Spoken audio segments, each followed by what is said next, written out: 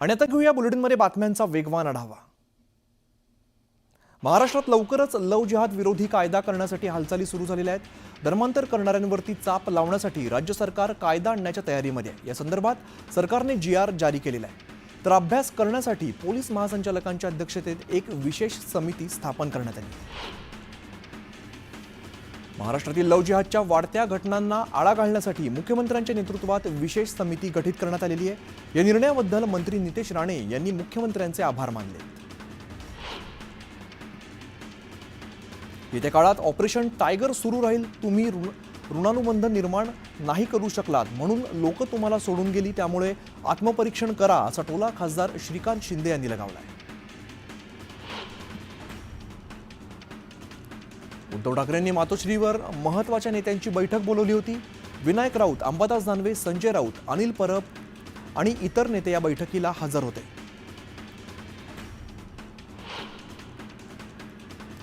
अमित शहा आणि मुख्यमंत्री देवेंद्र फडणवीस यांची पुढच्या आठवड्यात दिल्लीत बैठक होणार आहे। महायुतीत सुरू असलेल्या धुसफुसीवरती चर्चा होण्याची शक्यता आहे। शिंदेंनी तोंड उघडलं तर ठाकरेंना देश सोडून पळून जावं लागेल आणि ठाकरेंचं लंडन श्रीलंकेत काय आहे हे आम्हाला माहिती आहे, अशी टीका शिवसेना नेते रामदास कदमांनी उद्धव ठाकरेंवरती केली।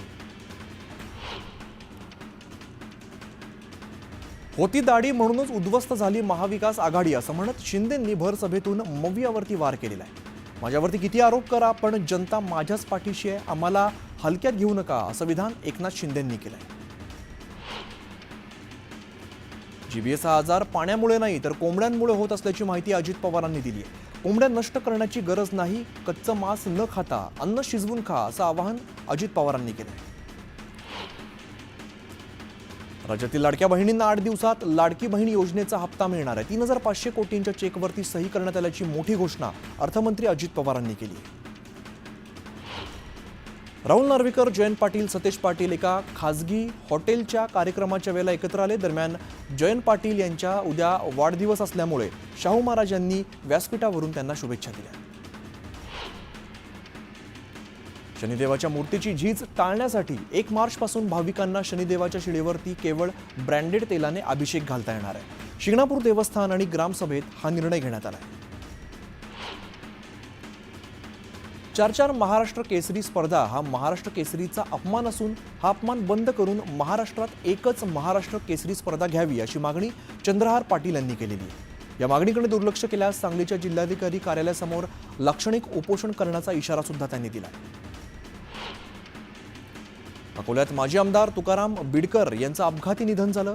दरम्यान उपमुख्यमंत्री अजित पवार यांनी बिडकरांच्या कुटुंबियांची सांत्वनपर भेट घेतली। यावेळेला आम्ही तुम्हाला एकटं पडू देणार नाही, अशी ग्वाही सुद्धा त्यांनी दिली। काँग्रेसचे नवनियुक्त प्रदेशाध्यक्ष हर्षवर्धन सपकाळ यांनी बुलढाण्यातील राष्ट्रमाता जिजाऊ यांच्या जन्मस्थळी जाऊन अभिवादन केलेलं आहे। जिजाऊंचं दर्शन घेत सपकाळांनी कामाला सुरुवात केली आहे।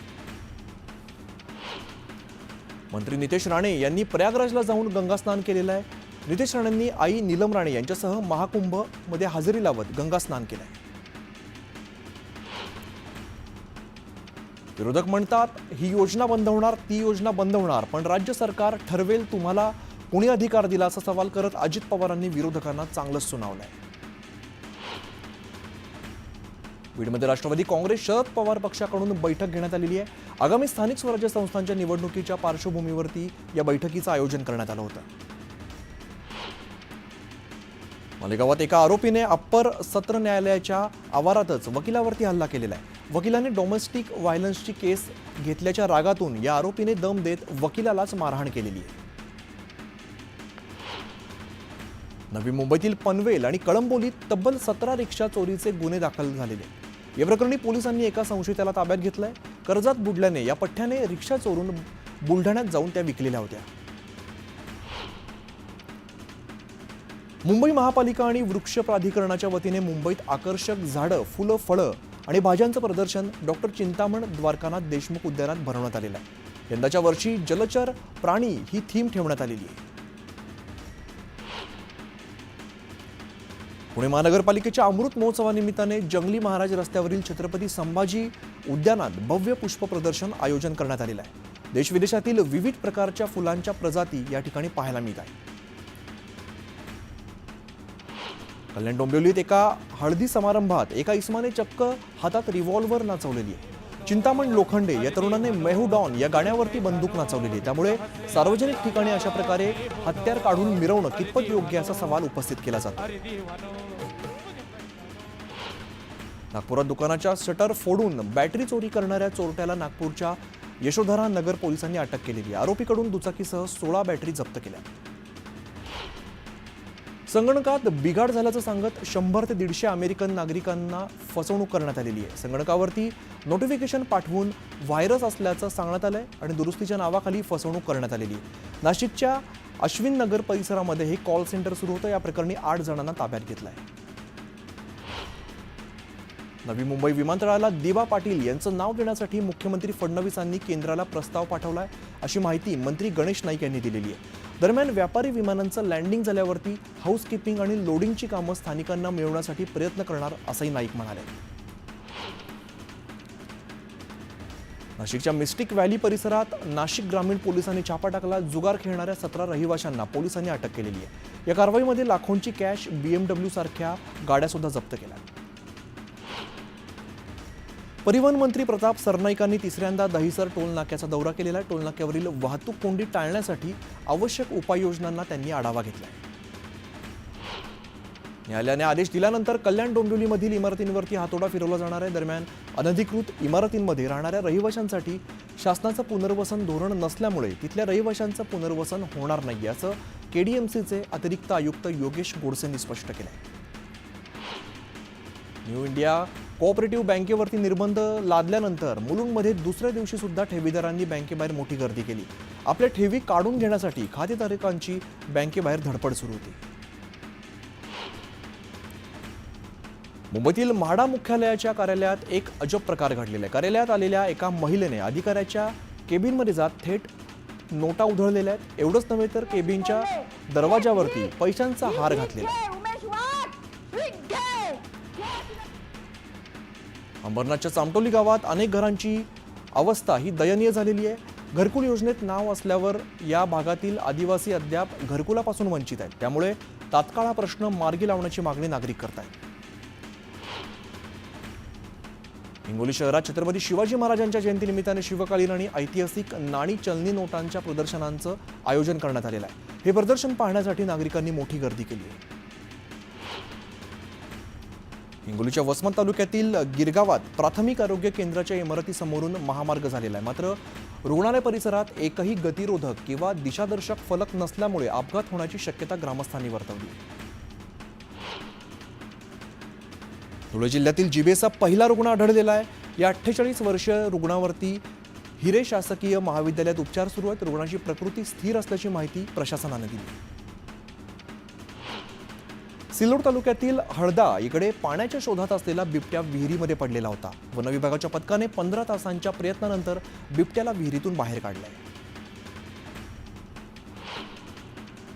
सिंधुदुर्गच्या वैभववाडीत बैलगाडी शर्यतीचा थरार बघायला मिळाला. राज्यस्तरीय विना फटका बैलगाडी स्पर्धेत एकूण 59 बैलगाड्या सहभागी झालेल्या आहेत. ही शर्यत पाहण्यासाठी नागरिकांनी मोठी गर्दी केली.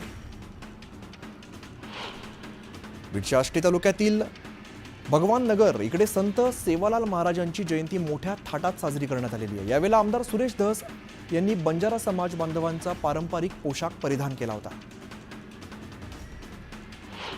अमरावतीमधील जिल्हाधिकारी कार्यालय रोडवरील आनंद वाईन शॉपला भीषण आग लागली. या आगीमध्ये विदेशी दारू आणि बिअरच्या बॉटल जळून खाक झाल्या. अकोल्याच्या बार्शी टाकळी तालुक्यातील महागाव इथे अतिक्रमण काढण्यात आलेलं आहे. या कारवाईनंतर अनेक गरीब कुटुंबांचे संसार उघड्यावरती आले. नांदेडच्या भोकर तालुक्यातील पोमनाळा गावात भीषण पाणी टंचाई निर्माण झालेली आहे. बैलगाडीवरती टाकी बांधत गावकरी पाण्यासाठी भटकंती करतायत. शासनाने पाणी पुरवठा योजना गावात कार्यान्वित करण्याची मागणी गावकरी करतायत. महाडमधील पानसारे मोहल्ला इथे 5 मजली इमारत बिल्डर आणि मालकाच्या वादात गेल्या 12 वर्षांपासून अडकून आहे. मात्र वापराआधीच इमारत जीर्ण झाल्यामुळे अनधिकृत इमारत जमीनदोस्त करण्याची मागणी स्थानिकांनी केली आहे. भुसावळमधील रजा टॉवर ते खडका या रस्त्याची मोठी दुरावस्था झालेली आहे. विधानसभा निवडणुकीआधी रस्ता नीट करण्याचं आश्वासन आमदारांनी दिलं होतं. दरम्यान रस्त्याचं काम लवकरात लवकर पूर्ण करावं, नाहीतर तीव्र आंदोलन करू असा इशारा नागरिकांनी दिला आहे.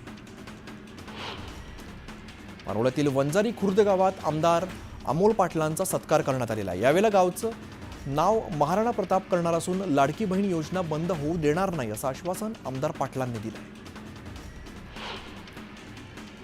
पुणे नाशिक महामार्गावरील मंचर बायपास परिसरात मोठी वाहतूक कोंडी झाली. या भागामध्ये एका लेनचं काम सुरू असल्यामुळे ही वाहतूक कोंडी झालेली आहे. 4 ते 5 किलोमीटर पर्यंत वाहनांच्या लांबच लांब रांगा लागलेल्या होत्या.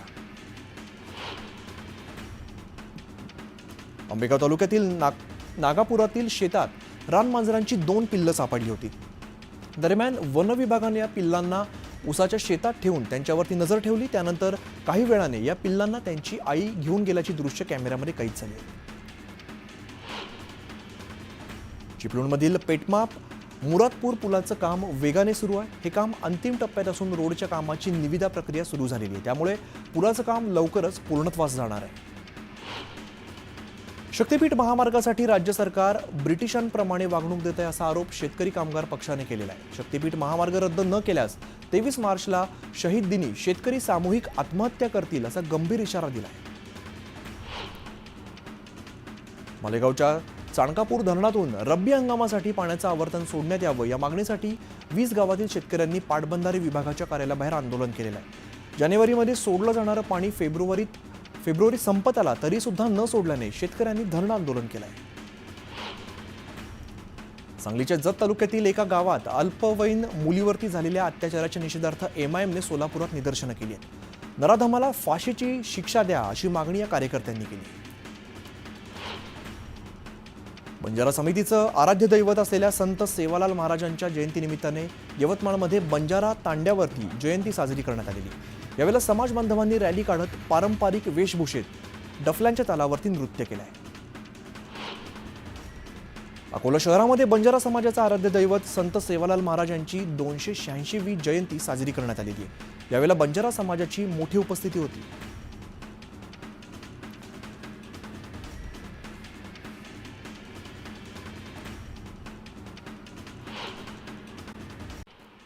अहिल्यानगरमध्ये संत शिरोमणी नरहरी महाराज यांचा सोनार पुण्यतिथी उत्साह साजरा झालेला आहे. या कार्यक्रमानिमित्ताने हरिभक्त पारायण, कस्तुरे महाराज यांचं प्रवचन आणि कीर्तन पार पडलंय.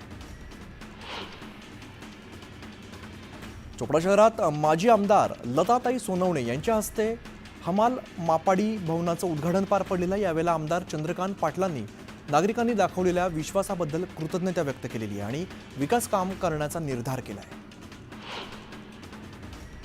येत्या 19 तारखेला छत्रपती शिवाजी महाराजांची जयंती साजरी केली जाणार आहे. या निमित्ताने येवल्यातील शिवप्रेमींनी जय्यत तयारी केलेली आहे. येवल्यातील बाजारपेठेत शिवरायांच्या आकर्षक अशा सुंदर मूर्ती दाखल झाल्या. महिनाभरानंतर सोन्याच्या भावात 1200 रुपयांची घसरण झालेली आहे. सोन्यापाठोपाठ चांदीचे दर सुद्धा 2000 उतरले. त्यामुळे जळगावात या सुवर्णनगरीमध्ये ग्राहकांनी सराफ दुकानात गर्दी केलेली आहे. सोनं 85 तर चांदीचे दर 97,000 वरती गेले आहेत. केंद्रीय सामाजिक न्याय राज्यमंत्री रामदास आठवले हे शिर्डी दौऱ्यावरती आहेत. या दौऱ्यामध्ये एका क्रिकेट स्पर्धेच्या उद्घाटनात त्यांनी हजेरी लावली. यावेळेला आठवलेंनी बॅट हातात घेत फलंदाजी केलेली. मात्र दुसऱ्याच चेंडूवरती आठवले क्लीन बोल्ड झाले. चिपळूणमध्ये वेस मारुती मंदिरात स्वामींच्या पादुकांचा दर्शन सोहळा उत्साहात पार पडला. या सोहळ्यात शेकडो भाविकांनी गर्दी केलेली आहे. या सोहळ्यादरम्यान विविध धार्मिक कार्यक्रमांचं आयोजन सुद्धा केलंय.